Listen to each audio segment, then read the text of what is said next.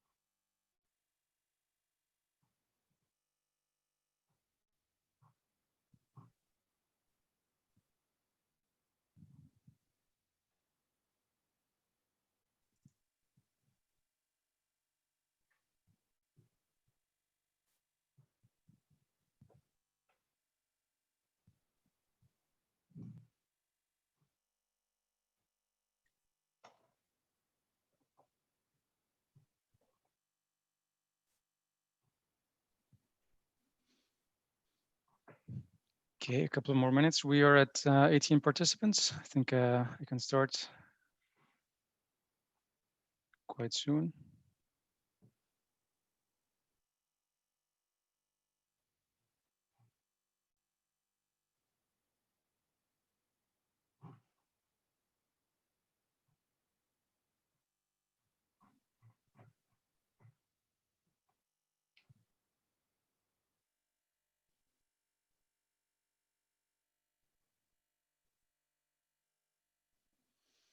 All right, we're about 20 participants now, so I'm going to go ahead and start with my 5 minutes of introduction. I'm sure by the time that I'm done, almost everyone will be in the session already. So hello and welcome everyone. My name is Ali Aisa. I am a local representative from the EIT Health Alumnus Network for the Den Haag region, and I'll be the co-host for today's event. First of all, I would like to thank everyone for joining. I know that these are difficult times. I myself might have my cats jump on the screen from time to time, or you might hear them in the background. Hopefully that wouldn't be too much of an annoyance. But anyway, I will start with a brief introduction for the EIT Alumni Network. So the Alumni Network is an initiative that targets enhancing and widening the EIT health community. And it does so by connecting the enthusiastic alumni to the different innovation and accelerator activities. This is especially done after the direct engagement of an individual with an EIT project has come to an end. Now, the mission of the network is to create an active communication scene that connects health professionals and pioneers and entrepreneurs to promote and support their activities in a manner that will improve healthcare and quality of life across Europe. Also, the vision of the Alumni Network is to become a strong association with health and life science professionals and to also maximize the opportunities for entrepreneurs and executives. The network was founded in 2017 and for the past 3 years has continued to grow, having over 2,000 active members by now, I believe. Anyone who participated in an EIT health activity like this one can join the network. Now, there are 5 main benefits for being part of the Alumni Network. And to begin with, you can learn about the subjects that interest you, just like what we're doing here, by participating in trainings of your choice. As an example, throughout the month of November, there are currently, I believe, 9 events and workshops that are organized by fellow members of the network, as well as other events organized by the EIT Health and its partners. You can also expand your network by joining chat groups on topics of your choice, on Slack, and on communicating with other participants on the alumni website. You can also teach and become a coach for fellow alumni and design your own event in international teams. You can receive exclusive job and internship opportunities from the EIT Health partners also offered on the website. I would like to invite everyone to join the Alumni Network. You can navigate to alumni.eithealth.eu or you can also scan the code. I will bring this slide up again at the end of the session because now we're starting the regulatory journey with our special guest speaker, Robert van Boxtel, who is the principal consultant at MD Project. I first met Robert back in 2018, where he was the speaker and coach throughout a regulatory workshop for medical device regulations and starting your own startup or company. Back then, two of my colleagues after that workshop started their biosensors company in Groningen, and we have been keen ever since on the importance of this topic for any startup and medical device project. We're glad to have you here, Robert, and I will now pass the virtual microphone to you after I stop sharing this slide. And in the meanwhile, I will be posting a poll for everyone to fill throughout the first few minutes of Robert's part. Okay, I'll share the screen, Ali? Yeah. Good. I tried to do it, but it messages to me that the host has blocked the sharing of the screen. Yes, can you try that now again? Here we go. Okay. Very good. We have it visible for you? Yes, looks quite good. Okay, very good. Thank you very much. Okay. Well, thank you for the opportunity to be a speaker on your seminar today. As you already indicated, Medical Device Project is a company that is helping consulting the medical device industry. It's focusing on startups. We have a base in the Netherlands, so we are servicing companies in the Netherlands, Belgium, and Germany. And we also have long distance relationships basically all around the world where there are hubs with medical device manufacturers or R&D areas. And our focus really is to, as soon as possible, think together with inventors, how will you eventually need to meet regulations, and not only the ones in Europe, but the ones around the world. And it's very good to realize that, the ones that are present in Europe in the past have been sort of a benchmark together with what's happening in the US, and the different other regulations you might find if you dive into it that there are common grounds. So it's very good to realize that there are regulations, you will have to meet them, but there is common ground. So doing work for one region might help you in the next region. So I was asked by Ali, can you please tell me, or tell the people that are participating,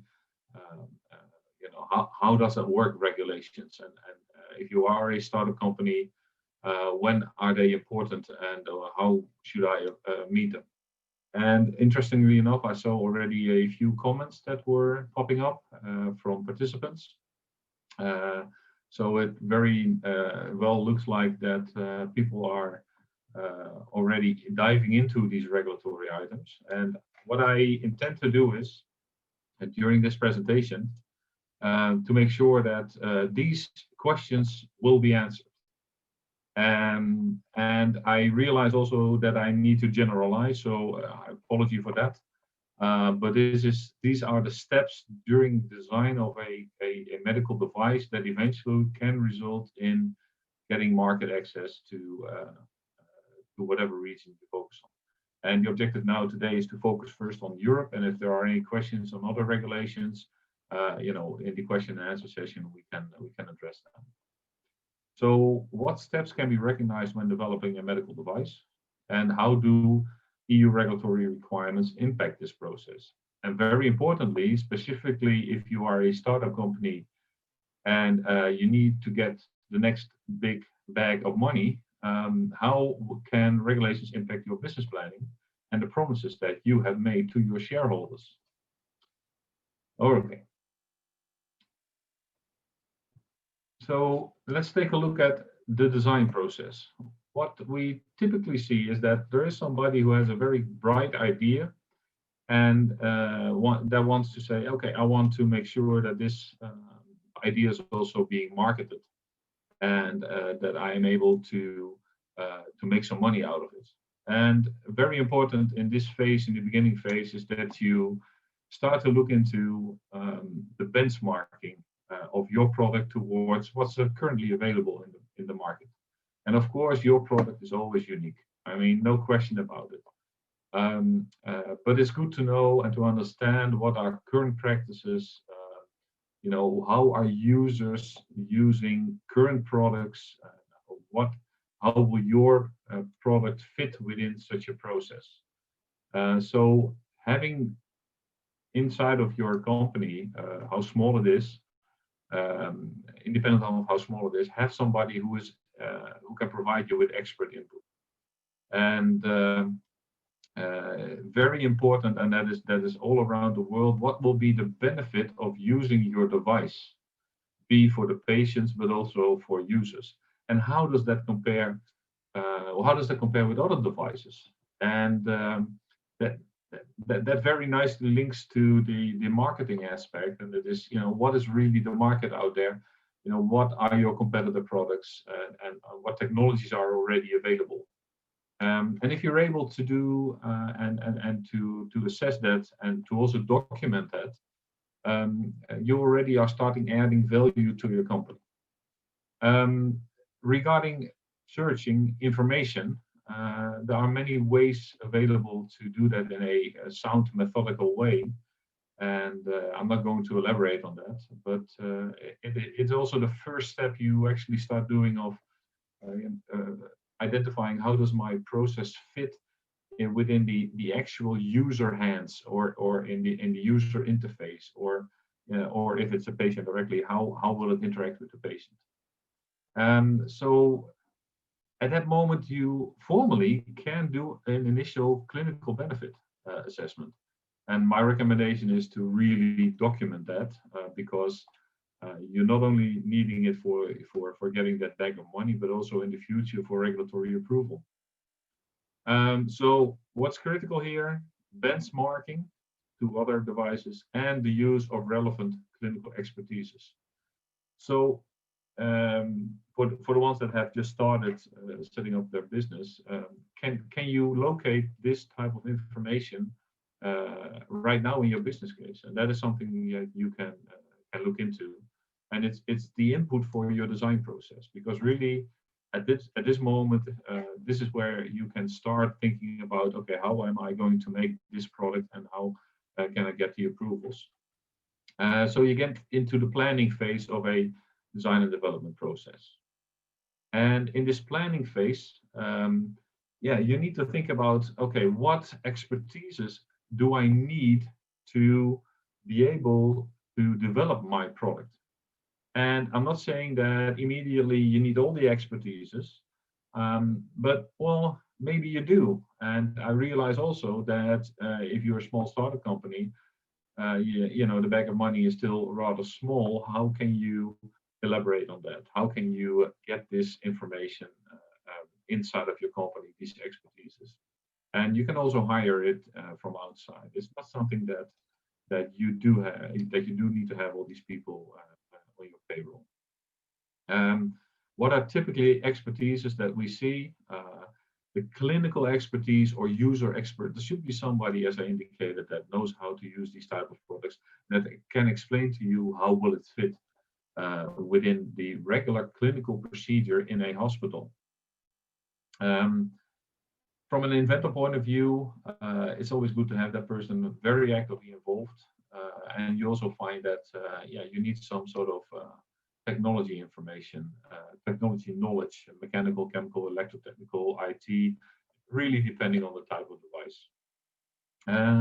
You can start thinking about quality and regulatory expertise, because I will show you later, in a moment actually, that it's good to know what's happening in the world. And also, maybe it's still a little bit far away, but eventually your device will need to be produced. And it's good to have somebody with production knowledge involved in the early phases. Definitely later on, they need to be involved, at least when you're making a hardware type of device. So very important in this phase is that you have to start thinking about and discussing about what is my focus, what market opportunities do I see, what are the countries or regions that I will go to first. Because spoiler alert, these countries have regulations, and the regulations define sometimes also very specific technical requirements for products. And I will elaborate a little bit on that for Europe later. But these requirements will have an impact on your development plan. So very much upfront, you need to think about, if I say I'm going to Europe first, and then later on for my product I go to Japan as an example that I put down here, and then later on US, it would be not very wise to not include specific requirements for these regions if they are already defined by the regulations. And it's then a matter of translating or transposing these regulations on your technical requirements. So we'll get to that in a moment. And I think personally this should be part of your company's business case. What areas do you focus on first? Where can you generate the money first? Because somebody eventually have to pay for your product. For these type of devices, from insurance point of view, where can you get good reimbursements?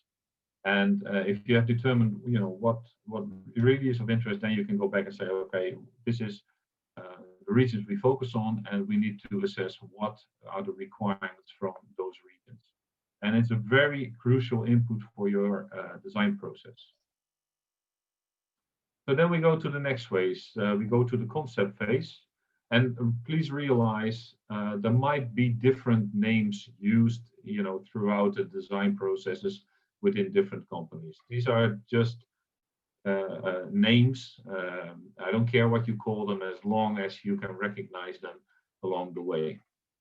So we have the concept phase. In the concept phase, typically you start off with establishing your risk management plan, your first design traceability, and your user requirements. So I'll address them, but let's first talk about these user requirements. What are user requirements? It's really about this device will be interacting with a human being, either the user or the patient, and how will that work? What does the device need to do? And unfortunately, what we do see is that some people that can be involved in early phases have difficulty with determination of what is really the user requirement. And but if the user requirement is not, or the user requirements are not properly documented in the beginning, you'll find that through a sliding of focus, you might end up with a completely different product than intentionally was meant. And let me give you some examples of user requirements. The first one is for an intraocular lens, one that will be implanted when you have had cataract. The diopter range needs to conform with the current state of the art. Okay, that's a user requirement. Next one, devices shall be biologically safe, shall degrade in vivo within 4 to 12 weeks without causing biological adverse reactions. Or device must remain stable in time, stored at a certain temperature range, shelf life 5 years. Or the device shall be able to process open image data of the modality MRI, and the MRI data sets that should be supported are multi-slice, multi-gradient echo data sets with at least 2 echoes. So these are very specific user requirements. To be able to define your user requirements, you need to do an exercise and say, okay, what will my device be doing? What will be the intended purpose of my device? What type of patients will be treated? How does it work? And what then will be the benefit for the patients? And those exercises are needed to really establish correct user requirements. A different set of user requirements are the regulatory requirements around the world. And you can find them in the regulations of these different countries or regions. I identified the EU, of course, where we all located in. I think we are all located in the EU. Right now, the MDR and the IVDR are the regulations that you need to focus on. You might still be certified to the former regulations, or the directives, I should say, but you need to transition, shortly to these new ones anyway. Whether it's going to be in a couple of months or a couple of years, there's no way around it. FDA also has set up for the US specific requirements, and they typically make the link with guidances available out of these countries, regulatory guidances, or even sometimes all the way to specific international product standards, or regional product standards, or country-specific product standards. And out of these standards also will come specific requirements that you will have to address to, in the end, when you're done with your design process, get your regulatory approval. So it is crucial that in the beginning of your design process, and also in the beginning of your business planning, you start thinking about which are the markets that I go to, what are the regulatory requirements, and how will they impact my design. And anything that comes out of it, you have to take into consideration, because otherwise, if you're at the process, you don't have them addressed, you didn't address them properly, you can go back sometimes to the drawing board. You do not get the approvals that you're looking for. Another item that you will have to start at this early in the design process is to look into your risk management planning. And the risk management planning starts, of course, early in the design process, but you need to start thinking about through the lifetime of such a product. It's being used for 5 years in a hospital, or it's being used one time as a disposable product. Define what the lifetime is, look into what the risks can be. In the beginning, you start with your user risk analysis. The user risk analysis is starting, of course, with identifying what potential hazards are, and if a hazard comes through, what is the harm for the patient. And based on that information, you can start also identifying maybe additional user requirements that you need to consider. One other item that you need to start thinking about is planning for your clinical evaluation. Very important, clinical evaluation is not necessarily a clinical investigation. You might need investigation for your device, but clinical evaluation needs to be done. You need to demonstrate that your device in the clinical environment or clinical relevant environment is safe, performs as intended, and is beneficial for the patient.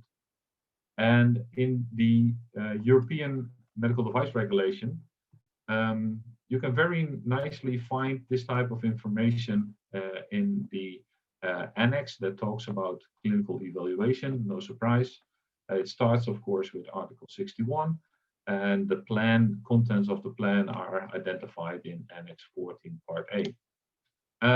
So just to make a very big story even bigger, I'm not going to discuss every single item on the sheet. This is just to have you all behave like the little puppet on the screen. I can't do that anymore, it's all gone. But you can imagine here, clinical evaluation planning is really an elaborate exercise together with the risk management planning that we do see in reality that a lot of startup companies have not even considered or looked into. And if you are planning ahead as part of your development process, it's not only about doing the next step, doing the next test. It's really about looking in the bigger picture and see what is needed also a couple of months or maybe sometimes even a year from now.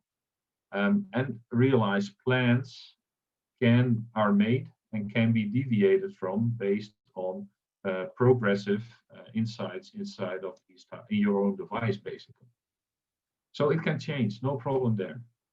So let's go back to the process. You get into the commitment phase, and that is what we say translating your requirements, your user requirements into technical specifications. And for that, as indicated, you can also use technical product standards. There are internationally, there are a number of organizations that publish standards. They are set up by people from the industry, from science, from government, and they sort of present the best practice for a certain product, or maybe even over more products. Like the risk management standard for medical devices is one that applies for all medical devices. And you can actually very nicely then look into, okay, we are able to translate a user requirement into a technical or more technical specifications, and we can look into the design related risks.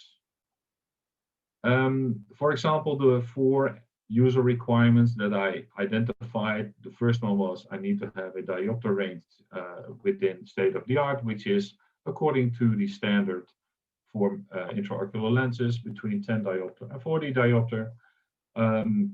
Next one, it needs to be degrading at a certain speed. Well, we need to do certain testing, and we need to have positive results there.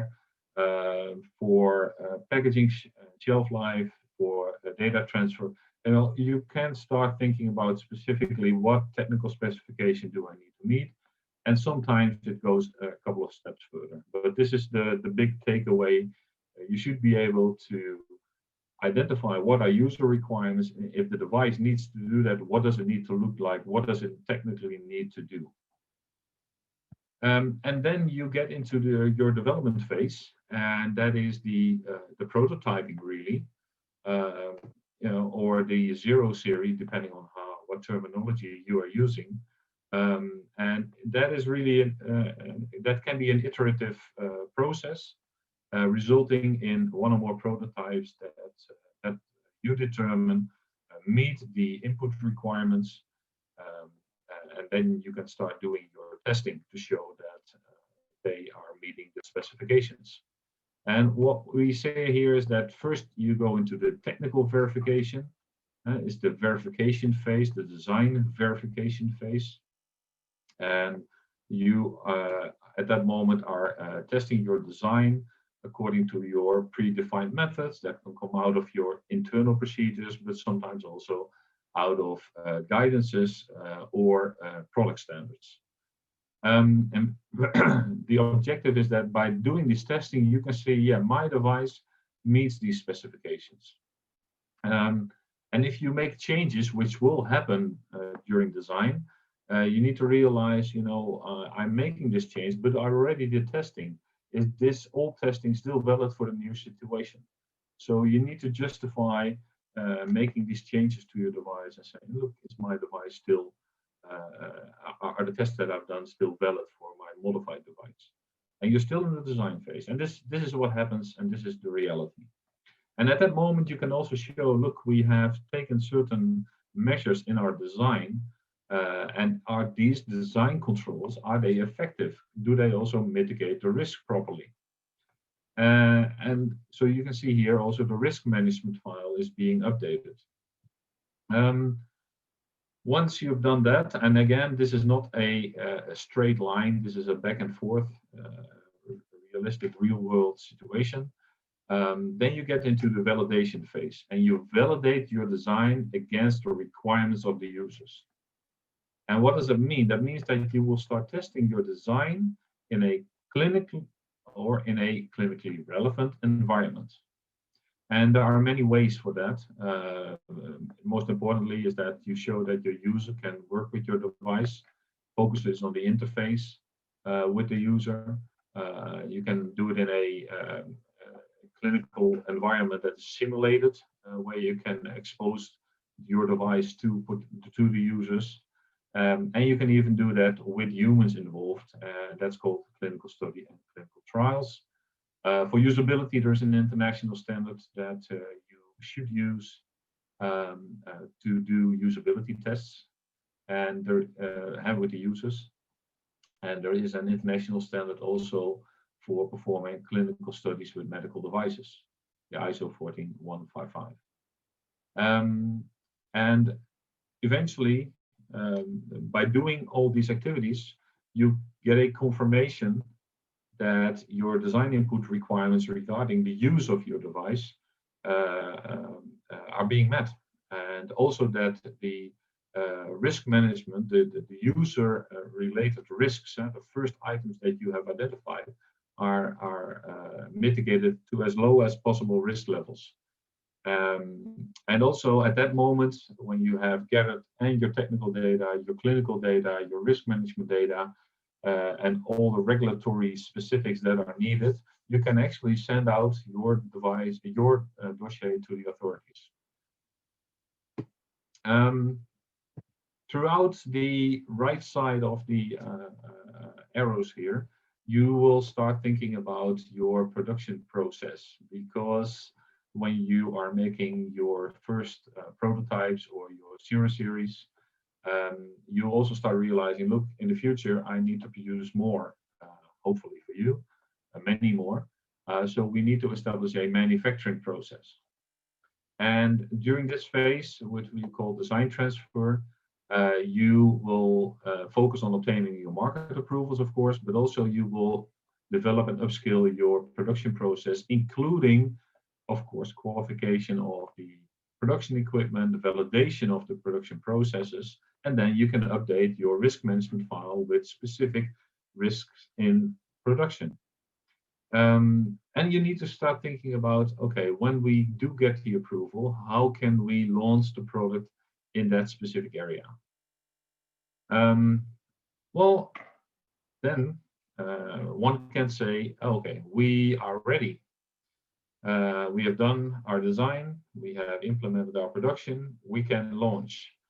Well, not entirely, because the regulations specifically in Europe ask for planning of activities post-market, meaning from a clinical evaluation point of view, you have done everything you could to show that your device is safe and performs as intended and there's a clinical benefit.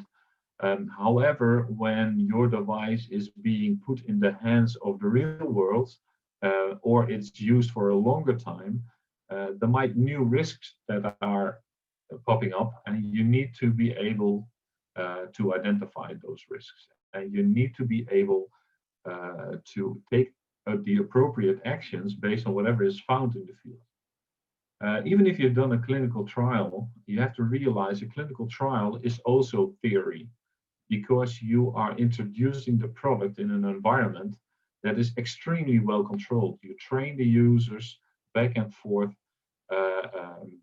You have maybe a smaller selection of patients, a smaller population, and you have dedicated personnel, you have dedicated primary investigator.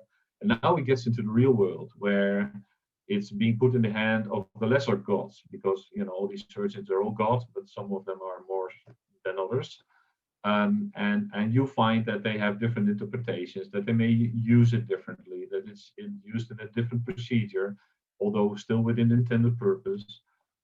So you need to have systems in place. That's the requirement in Europe, that you get signals, that you can find these signals, and that you are able to act upon them.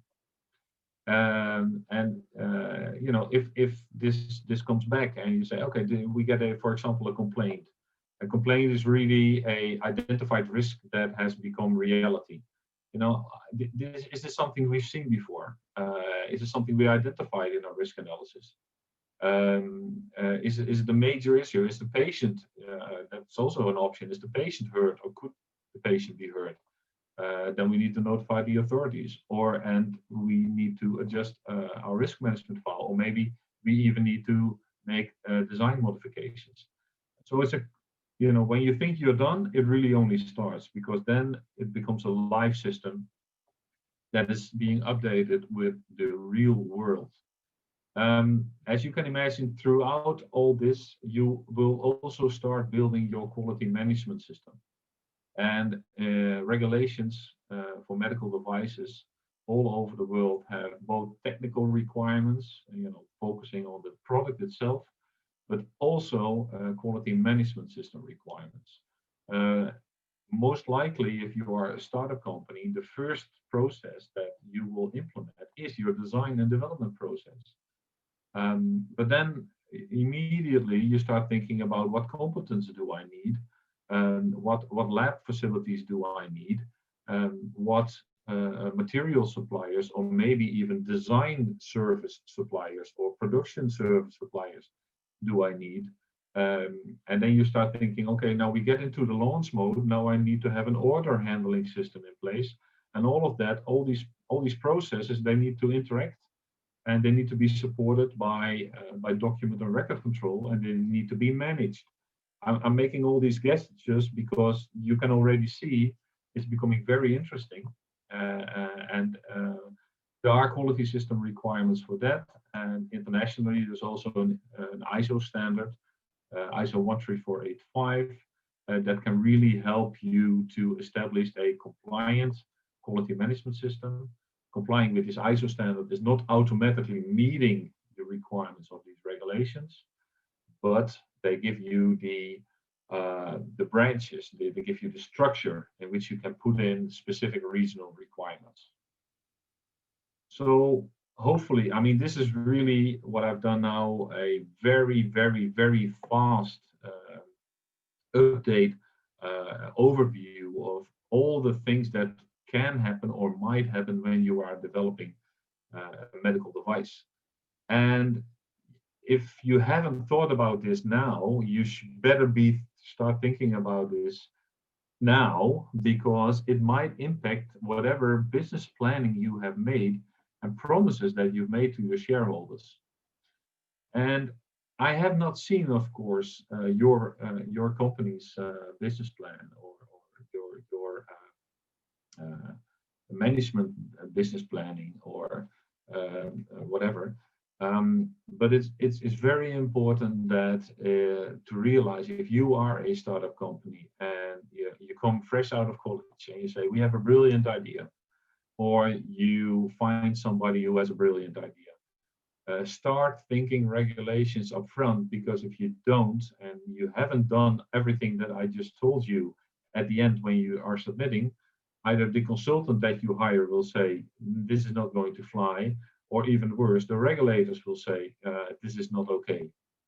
And you only get one shot at the first impression, and you better, with the authorities or with the regulators or with notified bodies in Europe, you better be damn sure in this time of few capacity or a few means available for notified bodies, you do it right the first time. So be very, very proactive here and start identifying in detail what are requirements for my type of product. How do I integrate this in my design and development planning? How do I also integrate this in underlying plans like clinical evaluation, risk management planning, and to make sure that over the time of my development, I tick all the boxes in the end. And guess what? You need money for that. And you can ask money to investors if you do have a very good planning with all these different items worked out in detail.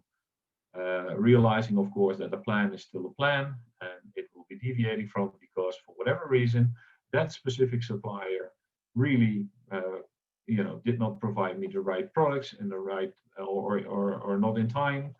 We got a delay. We could not do our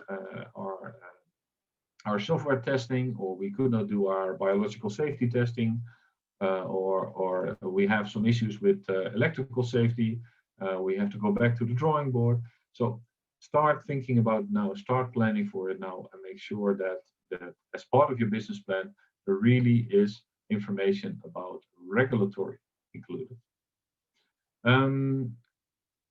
From my point of view, I hope I've elaborated enough about how regulations impact your business, your design business. It will of course also impact companies that are already on the market, because in Europe we have a new regulation as indicated, the medical device regulation.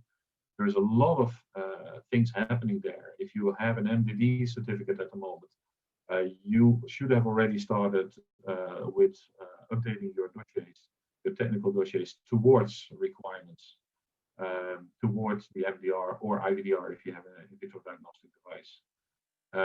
If you haven't done that yet, you're a little bit late, let's put it that way. I'm not saying that you have to do it for all your 100 different files yet, but if you have a few files, approach this also as a project. You know, how can we comply now with the new regulatory requirements? And they are different from the MDD. So it's like a little design project on the side, but it's really requiring a lot of effort from all the people involved. So that's sort of the highlight, the overview.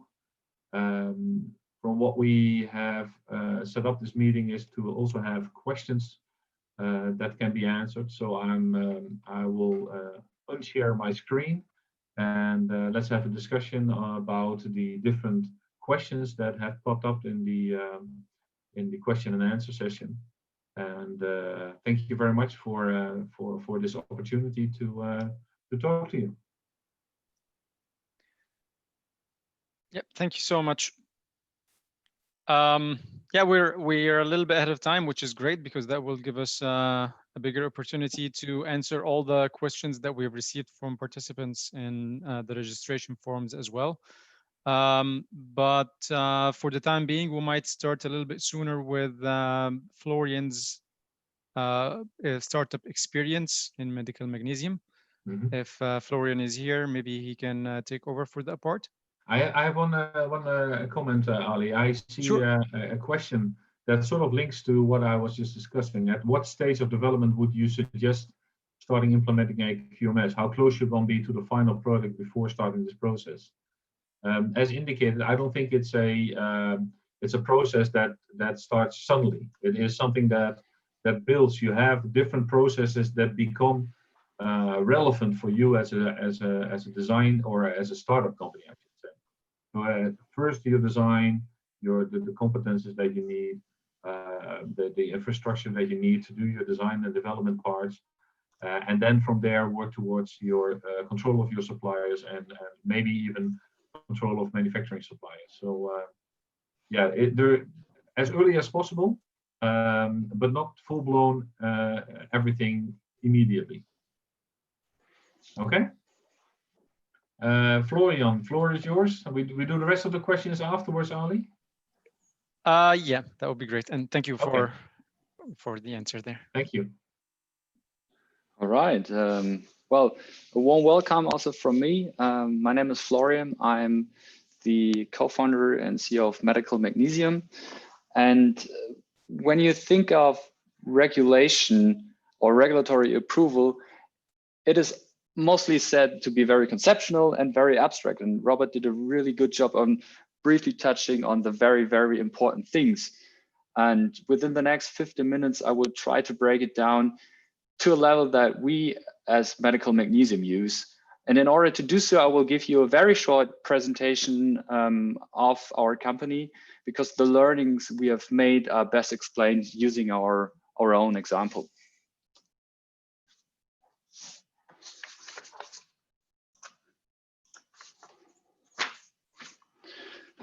So far, modern surgery has arrived at a very impressive level. We use lasers to cure sight and things like micro-precision brain surgery. But there's one thing that we inevitably must do. We still cut healthy people open to remove orthopedic implants after the patient is healed.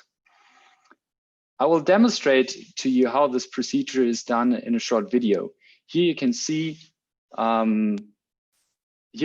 removal surgery of a fracture plate from a human foot. Surgeons cut through skin and muscles, and for just one small plate and a handful of screws. And to be honest, this surgery went quite well. So imagine you broke your ankle. After a first painful surgery, it will take you several months to get back on your feet. And soon you will realize that all this implant material will be removed in a second major surgeries. And surgeries like these are a very expensive burden to our healthcare system. So why isn't there any implant material that disappears after the bone is healed without any removal surgery? Currently, there are two classes of implants that are available. On the one side, there are metal implants like titanium, which are mechanically strong, but not bioabsorbable at all. And on the other side, there are polymers which are resorbable, but significantly lack the mechanical strength to be used as load-bearing implants. Magnesium, in fact, combines all the desired properties. It's 100% bioabsorbable. It has the right mechanical strength and even leads to the formation of new bone tissue. But there's one problem. If you use bare magnesium, it will simply dissolve way too quickly and to uncontrolled for certain indications. So medical magnesium overcame this technology gap by applying a patented ceramic coating in an electrochemical process. It not only turns shiny implants into the ones with gray finish, but the coating enables us to control the absorption process of magnesium. It slows down the absorption speed of our implants so that first the bone has enough time to merge again before bioabsorbable magnesium implants turn into bone. Currently, we have 3 products on the market that are already CE approved. We have the MMIF, which is an interference screw for the fixation of soft tissue in the major joints. So the biggest indication there would be the fixation of the anterior cruciate ligament, in short, ACL. We have a compression screw. This is for almost all extremities for the reconstruction of fractured bones. We also have a intramedullary implant for the reconstruction of hammer toes and claw toes. This is an indication usually females suffer from by wearing too many high heels. And just to name a few, we also have a packed pipeline of implants under development, like the fracture plate system for the forefoot.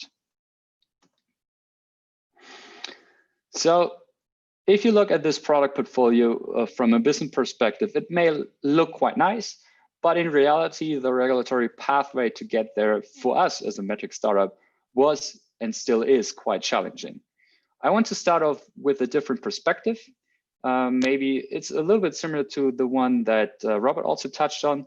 So as a medtech startup, you start with a product or service that in a best case scenario solves a clear medical need that has a clear benefit for every healthcare stakeholder involved. So patients, users, usually medical persons, and whoever is paying, so like insurance companies. And you have a young, striving team, maybe also the entrepreneurs are involved that are usually with an engineering, science, or business background.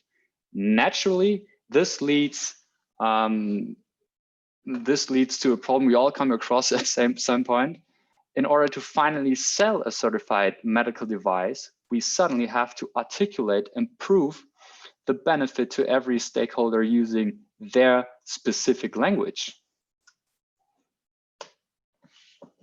So in addition, regulatory affairs requires the team, which usually just has an academic background, to speak the language of notified bodies, competent authorities, and a jungle of ISO standards. So in fact, this interaction requires a skill set you won't find in any university curriculum. And for a startup, certainly it is frustrating to navigate, understand, and put things into perspective with all of these terms, and even harder to come up with a regulatory strategy. Therefore, I try to articulate and come up with a few very basic and simple steps that if I had known before starting medical magnesium, would have made my life a lot easier. So I know this step might sound trivial, but in reality, it is very hard to realize because of the following reasons. So building a regulatory team. Due to the MDR transition, big corporates have swept the market for regulatory affairs managers. And from my experience, regulatory affairs still is a tricky one to hire. Regulatory affairs managers with extensive experience are very expensive. And also from an entrepreneurial perspective, it is very hard to come up with the right vacancy and hire for a position that you do not fully understand. So regulatory affairs is closely linked to your company strategy and acts as the, I would say, extensive department for market access. So given the fact that not all startups have deep pockets and required regulatory knowledge, how do you build a regulatory team? We concluded right from the start that regulatory affairs has to become one of our core competencies. Thus, we collaborated with a regulatory consultant who acted as, yes, our sparring partner. He helped us to navigate through the black box and set up a quality management system. And once we understood the basics of regulatory affairs, we were able to make a targeted search for good team members to join our journey. So when we started Medical Magnesium, we thought a quality management system, so QMS, is something you do once and that's it. But I'm very grateful that with the help of our regulatory consultant, we managed to establish a very strong awareness for QMM. No matter whether your innovation is built around a software or a physical medical device, we all have to get certified as a medical device manufacturer according to ISO 13485 at some point. And in doing so, the notified body audits our QMS. So you will be asked questions like, how do you plan and document your development process? How is your product designed and manufactured? What is your risk management process, etc., etc., etc. So if done correctly, QMS is not a burden, but a very, very powerful tool that accelerates your development process, making it faster and making it safer. And in the end, you can provide a better product to your users. And at the end, the patients. In our case, our QMS is the backbone of our development process, simply because it helps to plan and document everything required for regulatory approval along the entire product lifecycle. So once you have your QMS in place, you want to focus on obtaining CE mark for your first products by submitting a technical file to your notified body. But how do you get there? In my perspective, a good development plan is the missing link. When we started Medical Magnesium, a lot of the heavy lifting in terms of the development for example, the material science was already done, but neither did it follow any process, nor was it documented correctly. But if you want to bring an innovative product to market, you have to tell a story that is well planned and documented and acknowledges things like risk management and all sorts of verifications and validations. And on the next slide, you can see the basic structure of our development process, which is boxed into 5 work packages and milestones that consider risk management at every step. And I will briefly go through the work packages. So as you can see, the entire product development, we look at risk management as a really continuous process that is done at every consecutive step. For example, in work package 1, we are concerned about usability engineering.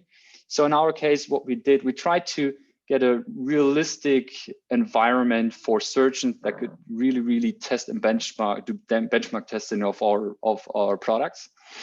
We also did a lot of cadaver testing. Or for example, in work package 2, we spent a lot of time in prototyping and specified the manufacturing process and steps that so that vendors can do the manufacturing.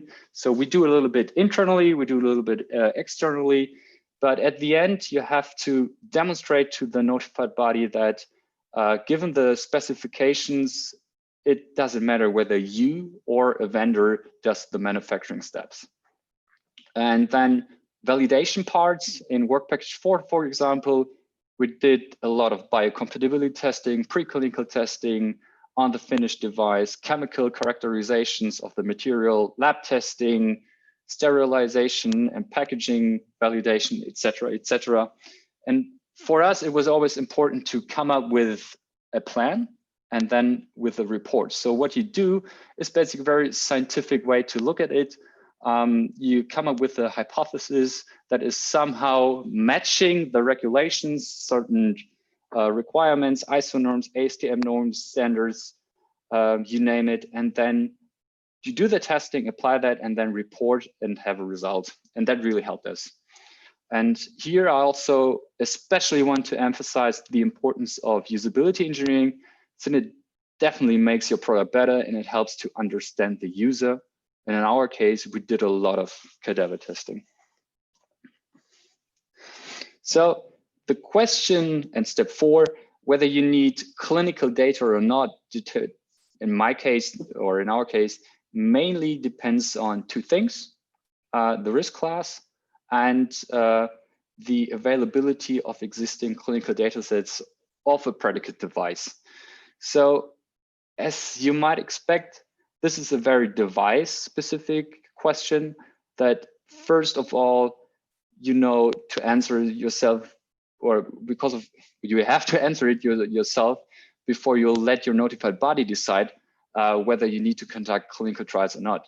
So within the technical file, this is done in the clinical evaluation report, in short CER, which in the end contains a risk-benefit analysis of your device.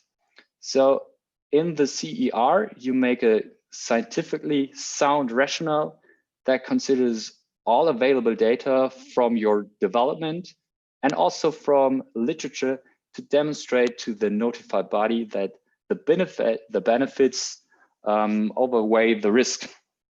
And at Medical Magnesium, we first collaborated with a consultancy for the CER and then quickly continued to do all the medical writing internally.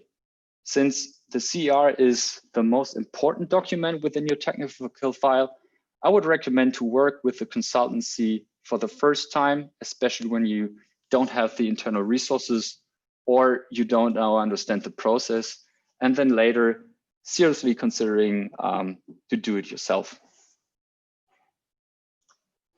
So finally, in the first webinar, we tried to cover the first 2 steps you can see on the top, from idea to approval. But at the end, as Robert also said, it is a continuous process in which the CE mark is just a milestone, but not the goal. Thank you very much.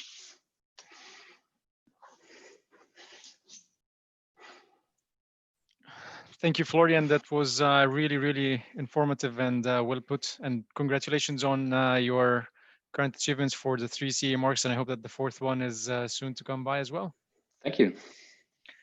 Well, for the next part, we're going to have sort of a different genre, which is the medical device softwares. And this will be explained by Celia with her experience with PeekMed.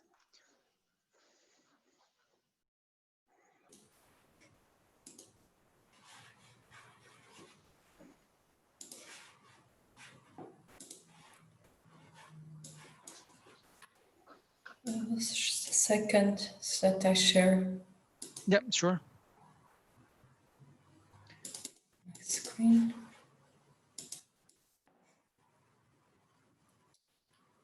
I believe it's appearing now.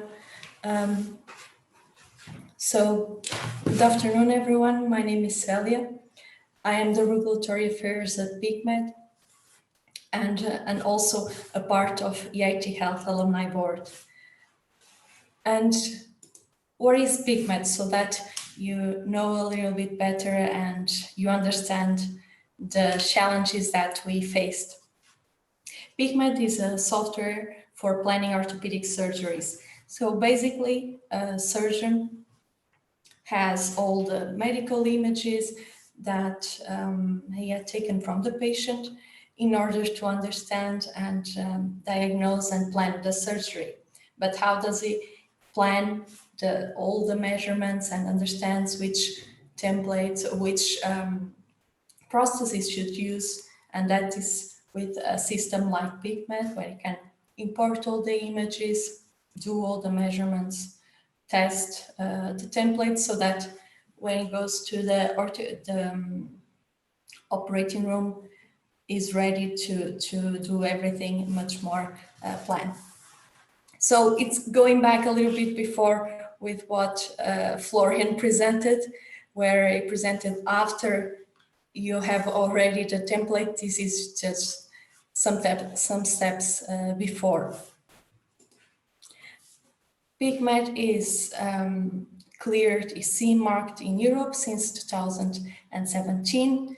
We are also cleared in the USA with 510K since 2018, and very recently this year we notified Anvisa, so we are cleared to Brazil. And I can say that having that the team did not have a medical device experience before, and we had a device to put on the market, it was very difficult to in the first steps to understand what should we do. So the steps are not linear, and it was difficult for us to understand what to do. So I'm going to share a little bit with you what were the challenges and what we wanted to know in the beginning at the time to how to arrive into certification. And starting really from the beginning, whether are we a medical device or not, because and especially being a software, knowing that, for example, our software just entered into the medical device directives in 2009, so everything is very recent, and it was difficult to understand whether we were fitting or not as a medical device. So and in some cases, even especially in borderline cases, as in some softwares and some digital health companies, which are borderline whether they are a medical device or not, this may be a crucial question. So what I suggest is go and check the medical device regulation words, exactly the definition of the medical device, and as Robert said, just define very well what's your intended use, what you want from your product, because exactly that can define, and slightly nuances can define whether you're a medical device or not. And also make sure you define your market, because depending on that, there can be slightly different changes that can change everything, whether, for example, you want to go to Europe and follow MDR, or if you want to go to the United States. So make sure you know, you define all that, and you define exactly what you want to do so that you know whether a medical device or not. And if you are a medical device and having all that very well defined, what you want to do, or at least the different steps or different possibilities of what you want to do, the next step is to understand what's your classification, which can be very trivial in some cases, which are very exact, but some cases are also borderline. And for example, in the case of PeekMed, for example, you go check the regulation, there's the classification rules in the directive or in the regulation, and you see you are classified in class 1, 2A, 2B, or 3. But remember also that within class 1, there's also the measuring function and the sterile, and now with the MDR, also the reprocessing. And these special cases of class 1, they require notified body assessment. So pay attention to it. And for example, if you just follow the rules, you will not have that idea.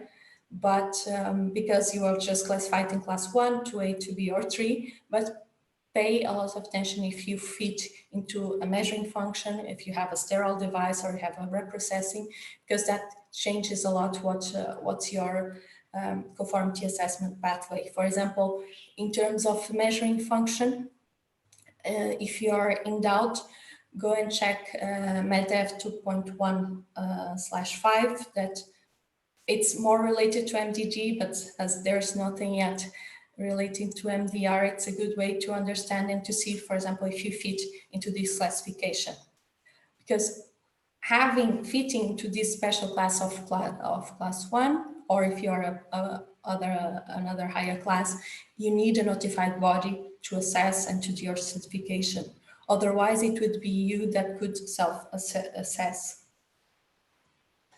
And being a class 1 with measuring function or a higher class and needing a notified body, this is more or less the steps that you should follow. Have all the quality management system and the technical documentation. That was all the steps that Robert spoke about. And after that, you have an audit from this notified body that will check, and if you're in conformity with the regulation and with the quality management system standards, you receive the certificate if everything goes well, and then you have to register with the competent authority.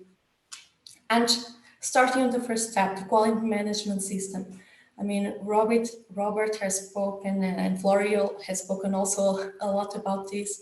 This should be not seen as a burden. This is really a very good tool that you can and you should use to improve your product, to make sure that everything is safe, make sure that your company is effective, and it's a very good way that you assess and analyze your product and your company.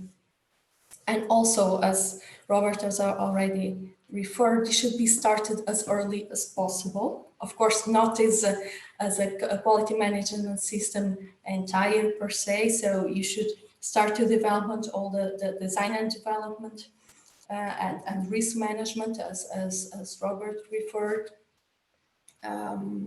where you try to understand the plan, what you need to verify, what you need to validate, and do the these initial testings. And you should start to register all this beforehand, because when you get into the moment, if you only implement it later on, when you want to check and understand, oh, I did this test, but well, I didn't record it, I didn't register what I did, what should be done, what was the expected, and it's not accepted, and you'll need to redo everything or go back and rethink what you did. So it's an extra work if you do it only later on. So please start it as early as possible. You don't need to over-create everything. You start adding things as long as you go on the process and as long as you need. And of course, there are some of these processes that may be more or less important to you depending on your product. For example, as a software, the purchasing, okay, we don't need to, for example, to buy a material that is really important for us. We don't need to buy a polymer, for example. So, for example, purchasing is not such an important tool, can be implemented later on. So start to implement what is important, and then you go and when you're in the phase to submit your certification and do your registration, you have everything much more robust. Then you have also the technical file, the technical documentation. And if you go and check the general safety and performance requirements according to MDR or the essential requirements according to NTD, it's both Annex 1 in each of these directive or regulation. You see that you can see here some of the things that you need to verify and validate. So it adds a little bit of and helps you to plan more what you need to have. And so, for example, when you're planning all the user requirements or the product requirements, go and check this to see if you fit, if you thought about all of this process, about all of these requirements, because some of them, of course, they will not apply, and especially if you're a software, a lot of these do not apply. But remember that you should remember also what some other things that you may have not thought of. For example, even for software, thinking about distribution is something important. Thinking about if you have a measuring function, what you need to think about, thinking about cybersecurity, for example. So if you're going to be used by a layperson, for example, so go and check this. It's also very good to start look at this at the beginning, and of course then start to sustain it along the way. And with that as a way also to prove that you managed to verify and to sustain these requirements, there are a set of standards that can help you to do that. Some of them, these ones are the ones related to software as medical device. Of course, each software as medical device may have some different nuances, whether you have an electrical part, whether you have symbols, whether you are for layperson. So pay attention to your situation. But this is a general list of standards. These are the ones that are harmonized according to the directive. So far, there's no harmonization according to MDR, but even yesterday there was a draft of harmonization, and these ones were there. So what happened? You may have even more standards that you need to comply, and don't think as the standards as okay, we need to comply with something with another regulation or another set of rules. Think it as a tool for you to prove that this topic is covered, and as a way for you to build on and improve your product. Because in the end, if you think as your product, you may see it also from the side of the patient. You want something you want to give to your family or being to use even by yourself. You want something that is safe. So make sure that you have all these sets well thought of. And after having all this quality measurement system and this technical documentation, all these sets of validation and verification, you can have all this audit by the notified body, or if you're a class 1, you just register with the competent authorities. And in this part, I want also to talk to you a little bit about what happens after I have the CE mark. Besides the post-market surveillance and ensuring that everything is safe, you may need to have some additional national requirements, which for software, for example, it can go with language requirements within the different countries. I mean, not only for software, but for software it's a little bit even more difficult, because typically you have all your user interface, and if there's a requirement that the information of the device and the device itself needs to be, for example, if you're in Portugal, to be in Portuguese, you need to have all the set of requirements to have the device translated. So it's not only, okay, I have the CE mark, I can mark it throughout entire Europe. Check if there are national regulations also associated with that, and think, because that can be a very huge part of your planning. Because if you want to think, if you think, okay, I'm going to have it set for, imagine next month and go to Germany, but do you have already your medical device in German? Is it required, for example? So think also on that and check. Typically, this can be seen on each of the national regulations. And typically, there's also some differences regarding if your medical device is for use of a professional, like a physician, surgeon, etc., or if it's to be used by a layperson. Because, of course, there's different risks associated and different levels of understanding. So you need to think and pay attention to this after you have your CE mark. And of course, after that, have annual audits, you need to have your post-market surveillance working, you need to have a lot of requirements. So it does not end after you have the CE mark, and you need to continue and making sure your assessment and your validation is valid. If you don't receive more information saying that you need to do more safety actions, for example, etc.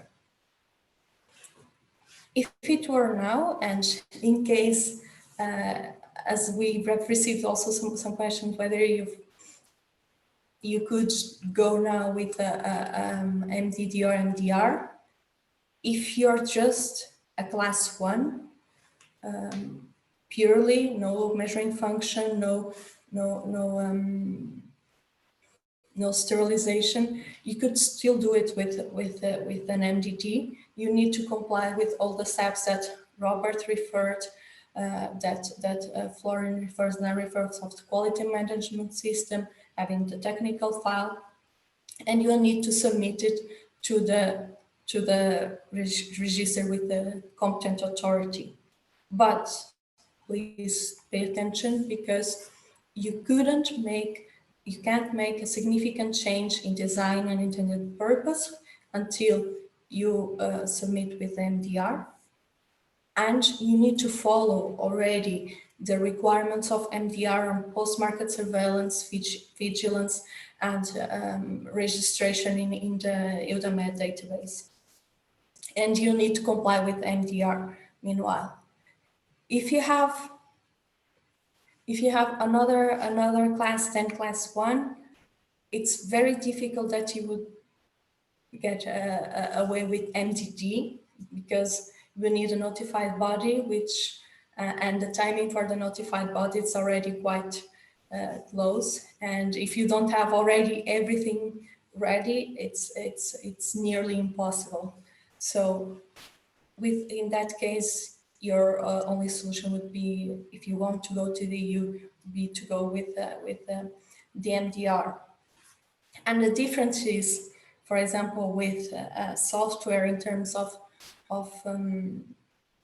MDD and MDR, one of the biggest findings in terms of classification, because a lot of softwares, if I couldn't say all, were app classified. Almost all were app classified, because there's a specific rule in MDR regarding software, which is Rule 11. And with that, and having the need of having a notified body and having an up class, you need to comply with much more requirements, or need to verify and validate and have a much more sustained clinical validation, clinical evidence. So it's a challenge, but it's possible, and we are also here to help you, giving these webinars so that you're not alone. Thank you very much for your for being there, and I hope I helped you solve some of your questions. And now, Ali. Yes, thank you very much, Celia. That was very great indeed, and you can tell that a lot of experience went into compiling it. So yeah, thank you again for your presentation. And the last part, I'm first going to share the results for the poll that we have asked you to fill at the beginning. So we have had 15 answers to the question, which was, which phase of development is your product at? Half the answers mentioned that they're currently in their development phase. We had 3 participants saying they're currently in preclinical, 2 in clinical, and 3 currently having no products and they are still curious. I hope that the content sort of tailored to what you wanted to hear about, but for the time being, we're going through the Q&A part, which will be carried out in the form of a panel discussion between our 3 presenters, so Robert, Celia, and Florian. We have received, I believe, about 12 questions in the registrations from the attendees, and we will go through them in the order that they were received. So I'm just going to copy, and I'm going to put the questions in the chat, and then I'm going to be reading them out. I think they are already in the chat, are they not, Ali? They are in the chat. Well, if you can already read them, then I'm just going to read them out Okay. just for everyone to be familiar with them. So the first question was, are there guidelines for building a QMS that matches regulatory requirements, but avoid adding any further unnecessary burden on the company? No, they're not. Especially the unnecessary burden. No, it's a very good question. I had a discussion in the question and answer already with one of the participants. You know, are there no other? Can we not find somewhere some sort of a database with good procedures and stuff like that? Yeah, there are some, and they are typically located at the companies or at the consultants. And I mean, there's a lot of, how you said it, knowledge that went into them, and they are willing to share once they are hired. That's mostly with the consultants. I really like Florian's comment. You know, do it together first with the consultant, then you should be able to do it yourself. If that's what you've done, then you have had a good consultant, because they have taught you how to do it. Yeah, that is, couldn't agree more. But that was also our goal right from the start, because if you would externalize the entire technical file, we also got some quotes for that. That is definitely way over your annual spending. So you have to be creative to get to market approval in the first place. So yeah, we were in contact with a very good consultant that we said, okay, we need really good sparring, in a sense that we would do all the paperwork. He would give us some structures, and then we frequently would just stop by and say, okay, this is our result. We would presume to go to the left, and he would say, okay, I would also go to the left, or maybe you haven't considered this guideline, and maybe this is a tricky one. I will maybe give you like an example in form of a document.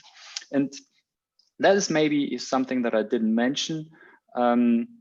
The abstracts of regulatory affairs becomes more credible once you have a document where you can understand it, and you learn it while you're writing the documents. That was our process that really helped us. Yeah. And I think that is very valuable for startup companies, that they are coached, that they are guided towards the right, and that they get the inputs from the consultants. And yeah, exactly how we like to do these type of projects, and realizing, of course, in the beginning there is not a lot of budget, so it will be like a couple of hours here and there. It will not be, we for example ourselves, we don't do like interim QA or RA jobs. We say, you know, maximum we have one person a week available for you for one day, and that's it. And I mean, it's like you get homework. Yeah. And if you get a consultant that can give you homework and discusses the homework and give you homework for the next week, then you learn very quickly. Yeah, especially when you consider that you have to do a lot of paperwork initially. Yeah. And you don't want your consultant to do your homework, because that would just drive the bill through the roof. So the way I experienced it, or our consultant said, okay, I really like the way that I'm really have to use my brain for the important stuff, and you do the nasty stuff in between. But yeah, it worked out for us. Yeah, for sure. And also that way you manage to adapt it the best into your company, because you know how the things work. And if you let everything just for the consultant to adapt, or it won't be the best. And if it's not well implemented, it will be not well followed, which is then a double bad for your company. Yeah.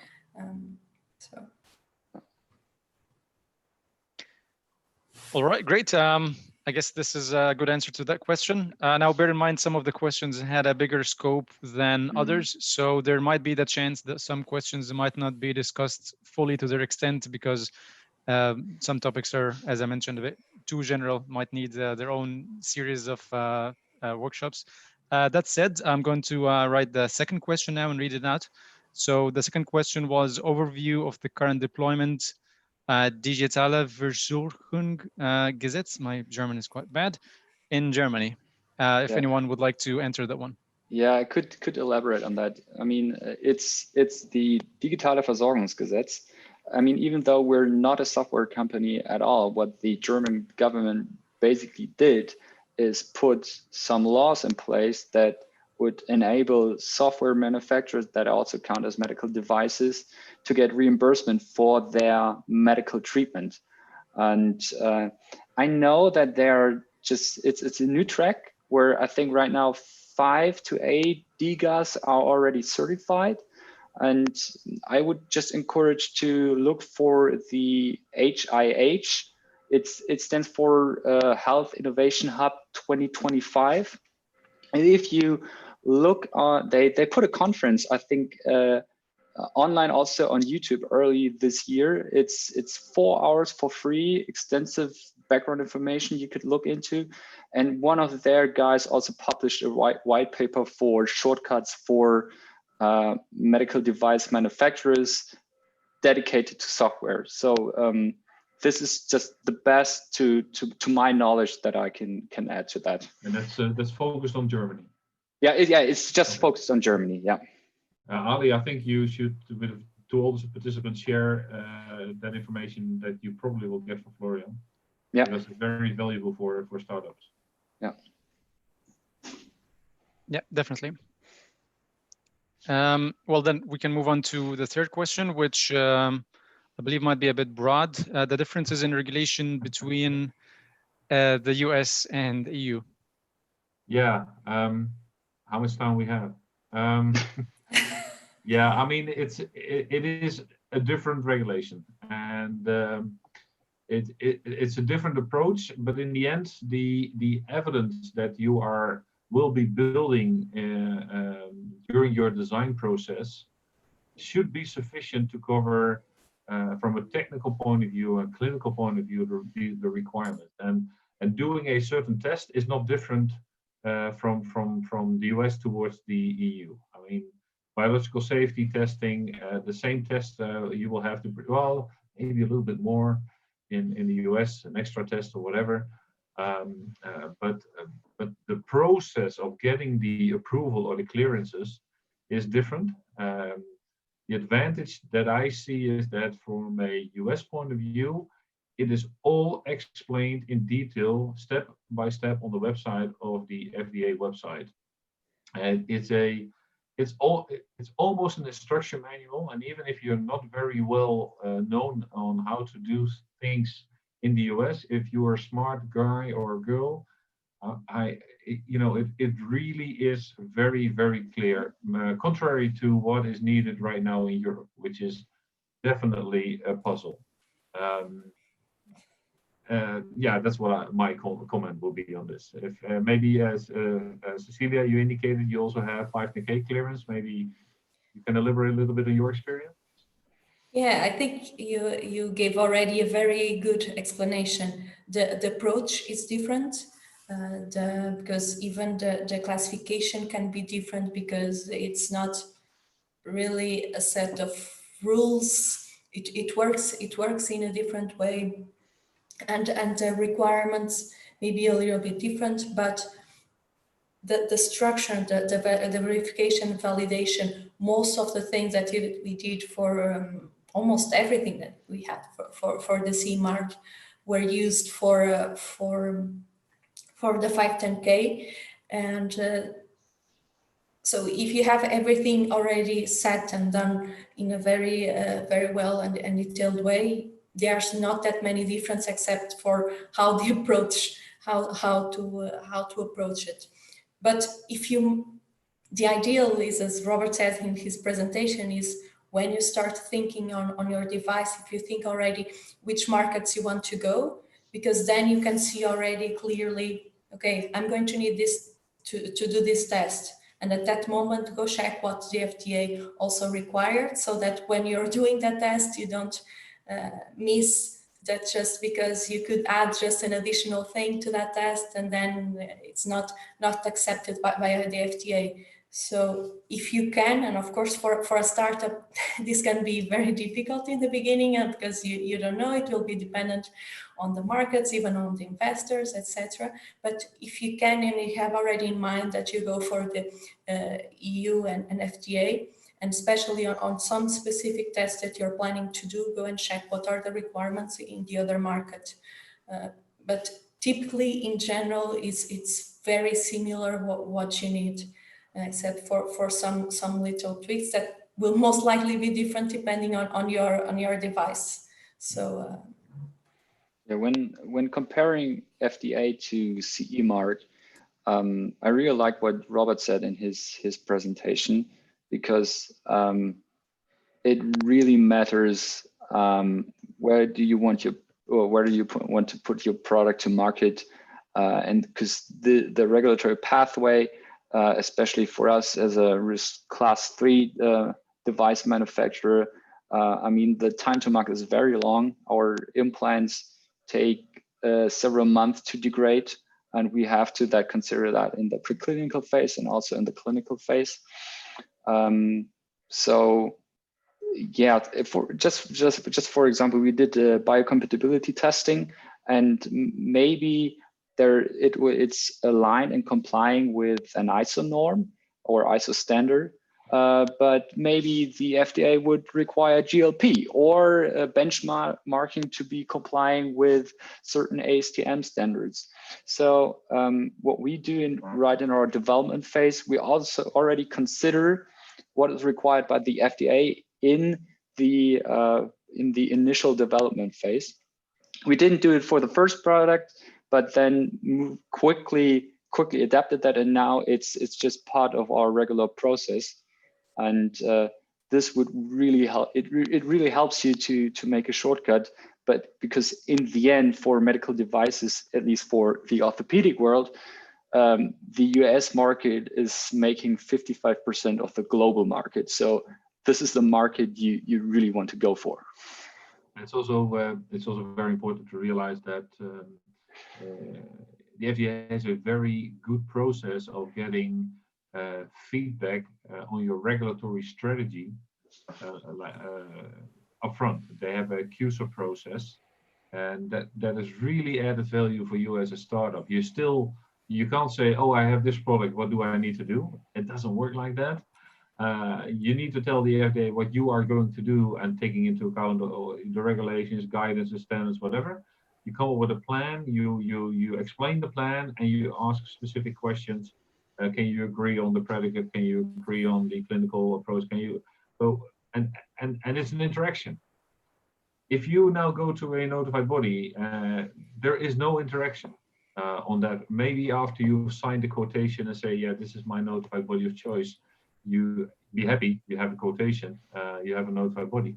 But right now, they are not allowed to even review any regulatory strategies anymore and provide your feedback, which is extremely important, to create a little bit more cash flow from investors. Because it's a pain.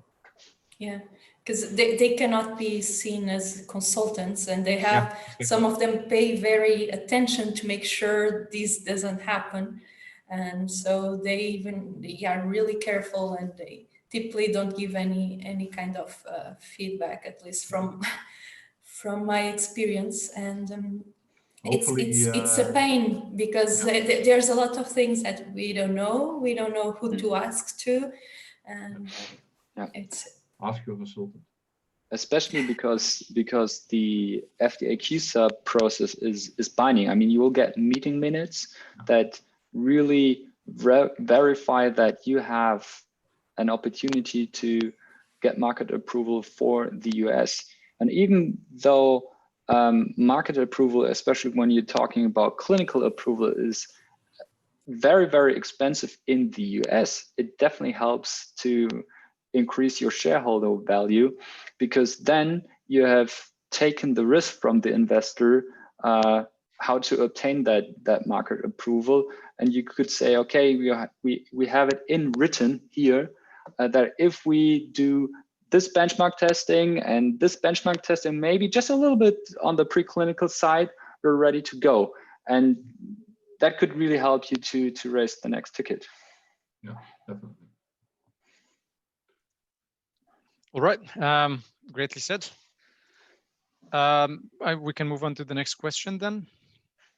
The question is about the various stages of usability throughout the development and the necessary interaction with the risk analysis.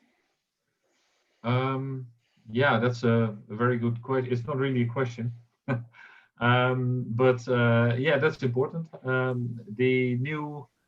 Recently, last year, the ISO standard for risk management for medical devices, the ISO 14971, was revised, and also a technical report was written with a lot of explanation in it. And in there, if you go through it, you can see that usability is an extremely important part of that standard, and very, very clearly links with risk management, because with usability, you will address any. You will be able to test whether the design controls that you have established are effective when the device is in the hand of the user. Just to put it simple. So usability engineering and standard that is also available for there is covering both meeting the specification, but also showing that whatever risk controls you established in your design are effective.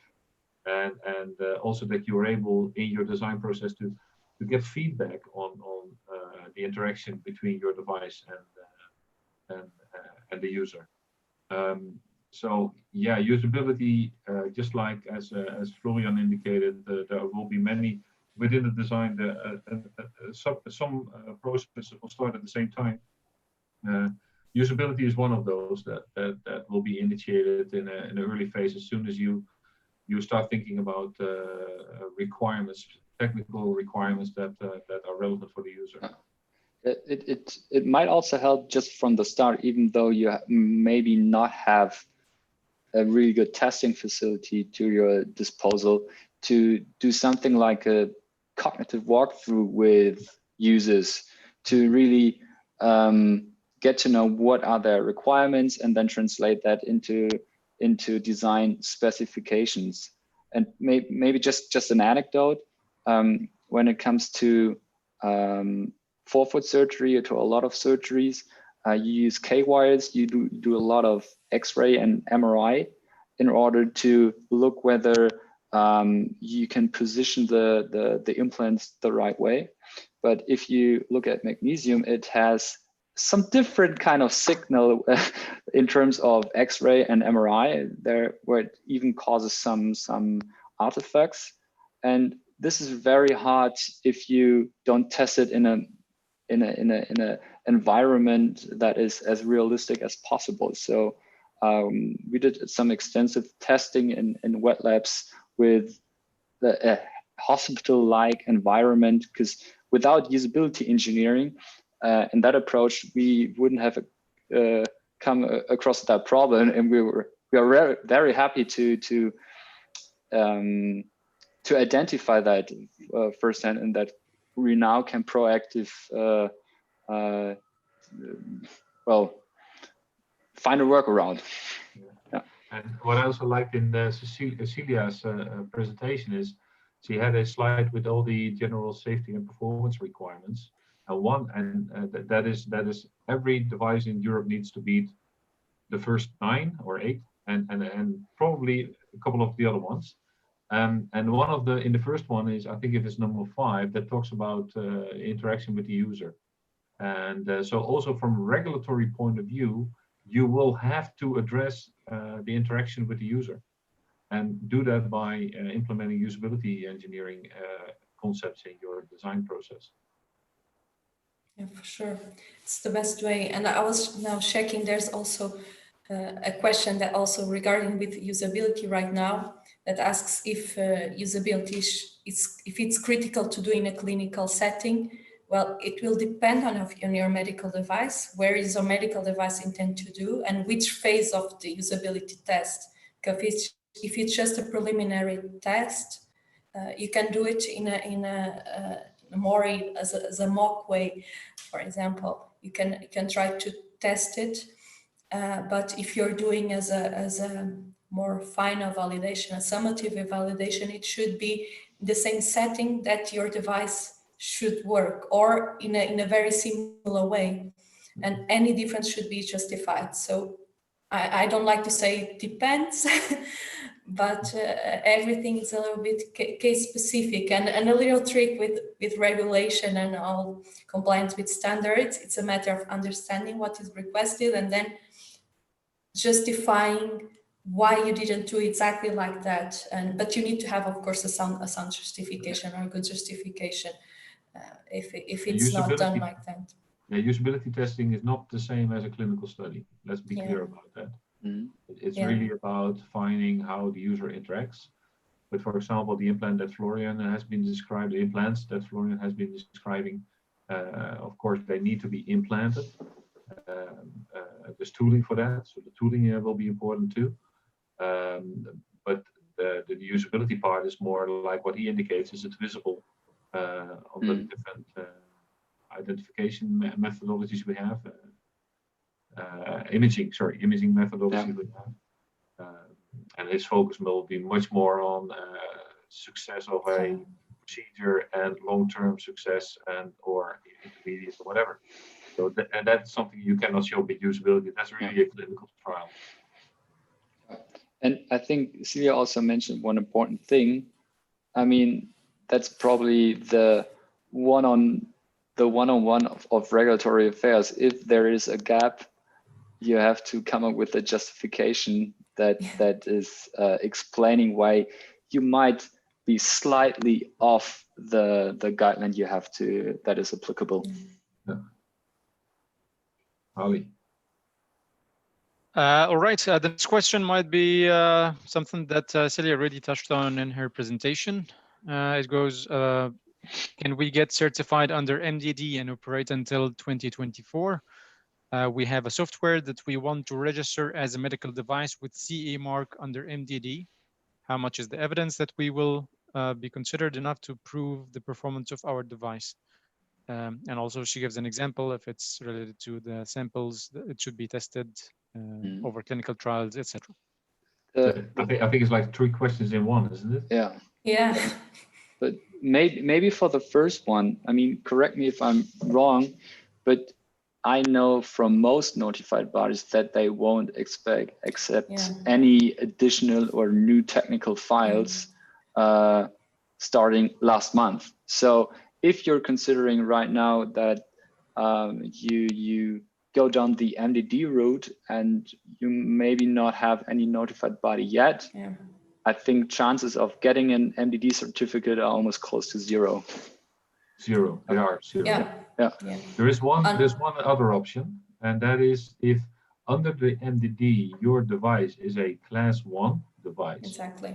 And you have covered all the MDD requirements for a piece of software with class 1, and you have notified or registered it with your local authority before May 26, 2021, you are allowed, without the side conditions that Julia indicated, to put it on the market up till May 26, 2024.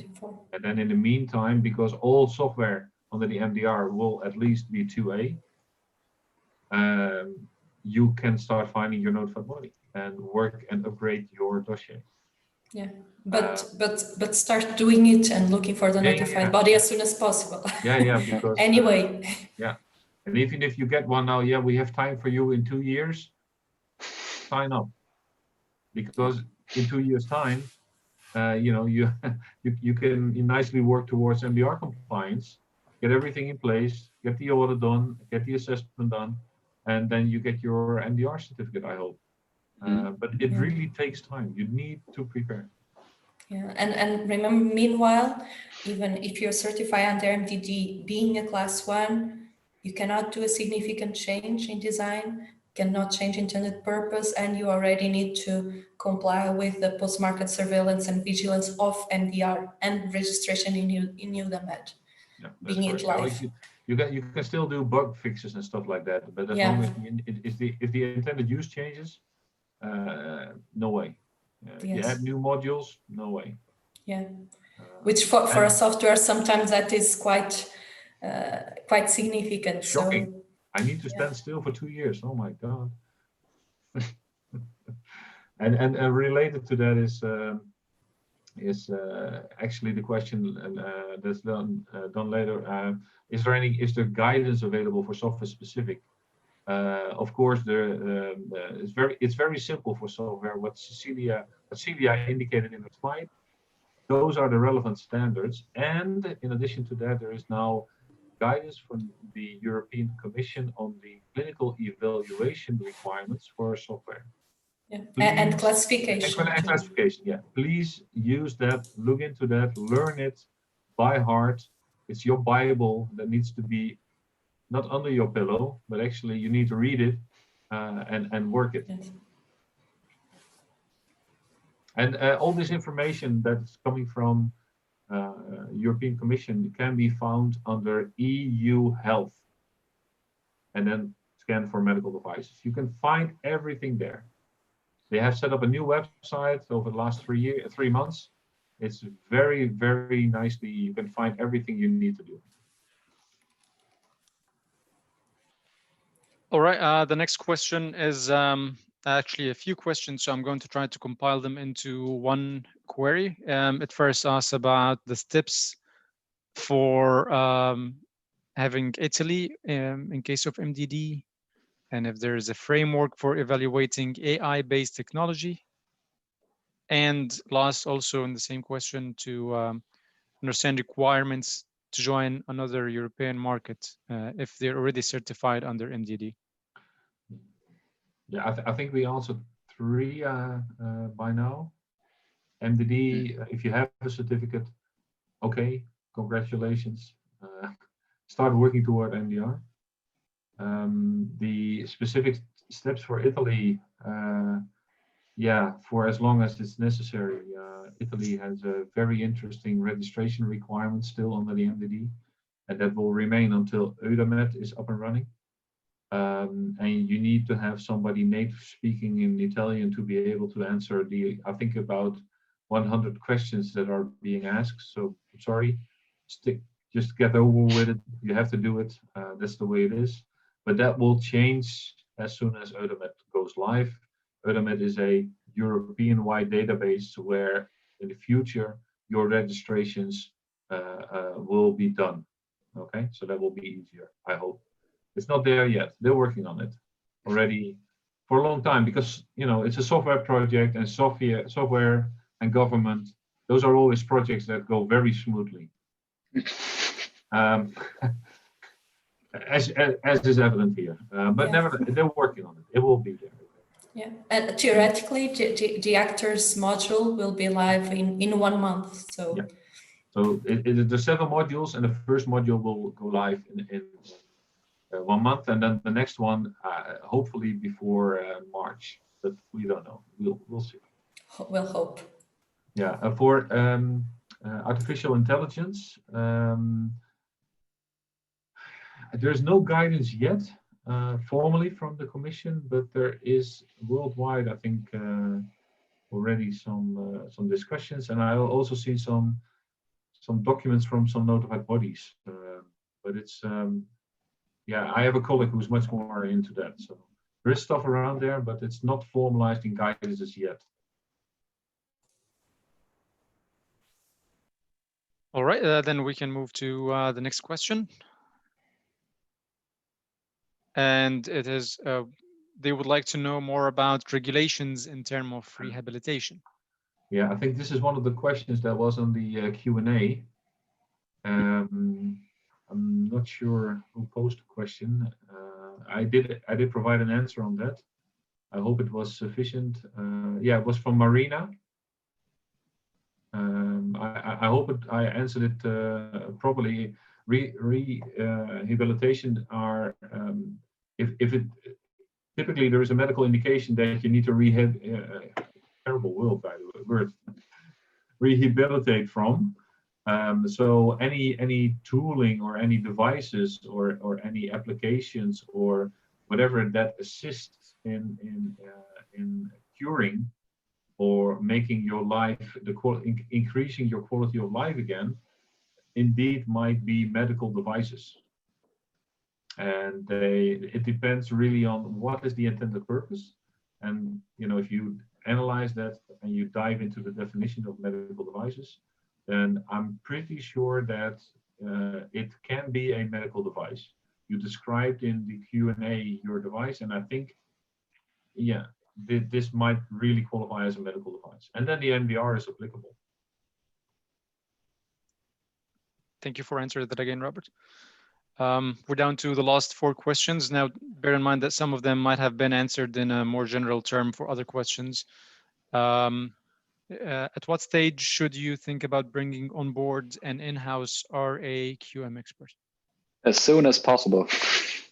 When you are born. No. Yeah, no, I try to. I think I'm having a strong bias towards that question, but since regulatory affairs is so deeply linked with your company's strategy, I think it's best to really build that competence right from the start. And best way to do it, if you don't have any mentoring within your network, work with a consultant. That's the way to do it, because there are several books out there, and they try to frame regulations. I mean, regulations are there to cover every medical devices from class 1 to class 3. So you have to do a lot of reading between the lines, and this is knowledge that is not comprehended in one book that I could recommend. So the only way to do is work with a consultant. Yeah, and of course I am consultant, so it's very easy for me to say. But even in I did work in other jobs before. So I worked with a notified body, and I worked also in the industry. And as indicated, with a notified body, you get only one shot to show that you really know what you talk about. And I've seen experience when I was working with a notified body that some companies, although they try to do their best, I mean, they just could not understand the nitty-gritty what was requested. And notified bodies are not allowed to give to do consulting, so they can only say, well, I don't see that you apply this standard. But how to apply a standard, that's where you need to have the experience. And again, investing in and I'm a consultant, so I'm very biased. Investing in it in the beginning will benefit your company in the long run and will add value to your company. Yeah. And it doesn't mean, again, that person needs to be full-time working in your company day in, day out, week in, day. I mean, that's definitely not what you're looking for in the beginning. You need to have somebody think along, what is really needed for my device. And Florian indicates already, regulations are written for all devices, and there used to be like 500 different types. This is something from KPMG. They investigated like 15 years ago, like 500,000 different medical device types. With all the software coming in, I mean, we're running already into 1 million now, and it's all falling under one regulation in Europe, or in vitro diagnostics. And to be able to explain what this regulation means for you, and then you can do the work yourself, you really need some help first. As for me, for software, I say I have a colleague. He can help you better than me. Okay, I like to talk with Florian. That's my kind of stuff. But maybe just to also give an example, take the clinical evaluation report, for example, the CR. If you would externalize that is depending on the workload and depending on the risk class and the complexity of the projects, ranging between, let's say, 15 to 25, 30K. That's the range you would have to pay for. And we now have 3 products in place, and we have also instruments in place. And throughout the process, you realize, oh, I might need to change my CER. And you don't have, if you don't have the competencies and the knowledge to do that, you would have to hire a consultant every time. I mean, you can of course do that, but that is maybe not good for your budget, but also in terms of times and so we can do the changes immediately and send it back to the notified body and hope that it passes. So I really can only encourage you to work with good consultants and try to build that muscle internally. Learn, yeah. Well, we're down to the last 2 questions. This question says that I'm certifying class 1 before MDR, and I would need some clarification on the roadmap, which is of course a little bit explained through the presentations, but maybe some recuperation on what was explained there would be nice. The class 1 before MDR. I'm not certain.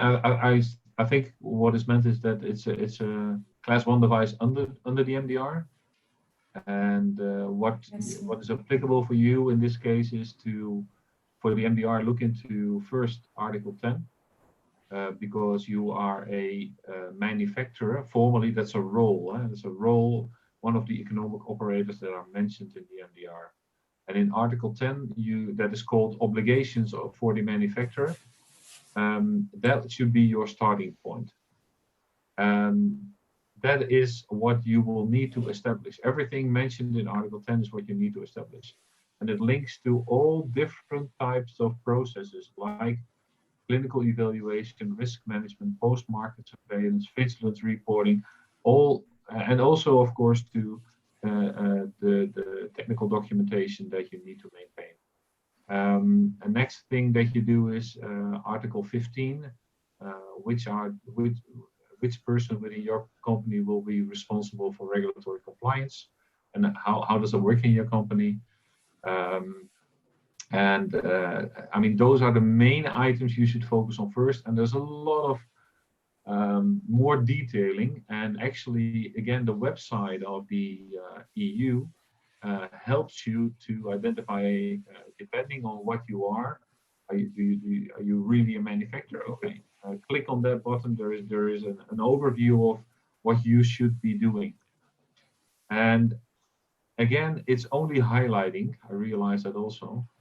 So there's also there, you can study it yourself, but I've been trying to understand the MDR now since the initial publication of the initial text, which was in 2012. And every time I discuss it again with peers or with companies, we find new stuff in there.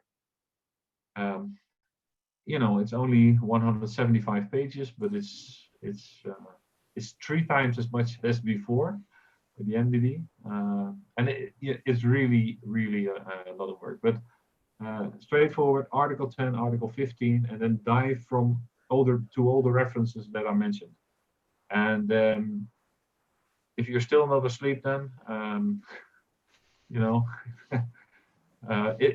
realize that the regulation tells you what to do.